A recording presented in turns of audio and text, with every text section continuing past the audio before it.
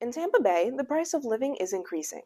A report by the National Low Income Housing Coalition estimates it takes more than 2 minimum wage jobs to rent an apartment in the area, and that's after the cost of rent rose more than 15% in the past 12 months.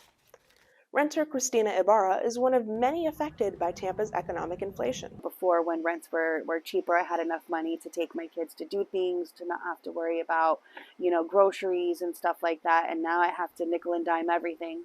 As a Tampa renter for 21 years, Ibarra says most of her significant rent increases have come recently. With all the extra stuff that my apartment complex charges me, my total is $19.44 a month. And that's a huge increase from $1,100. Affording essentials are not the only worry renters face. 16-year-old Aspen Rivero says her academics are impacted by Tampa's inflation.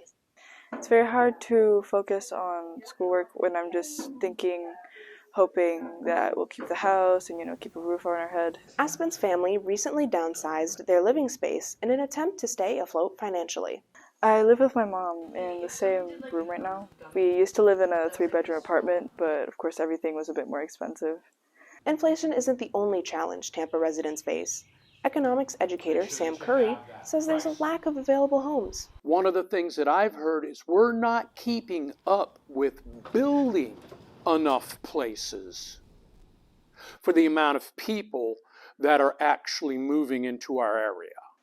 To try to solve this, Mayor Jane Castor announced a plan to add 10,000 affordable housing units to the city by the end of 2027.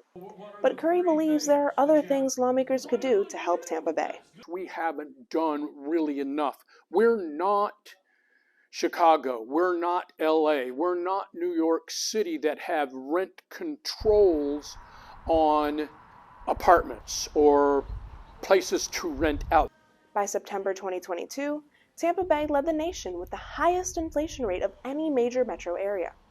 Those that might not know where their next paycheck come from will probably panic more than, say, someone that knows where their paycheck might be coming from. Hopefully it dies down a little bit and people can actually afford things that are necessary. For GTV, I'm Alexandra Obediente reporting.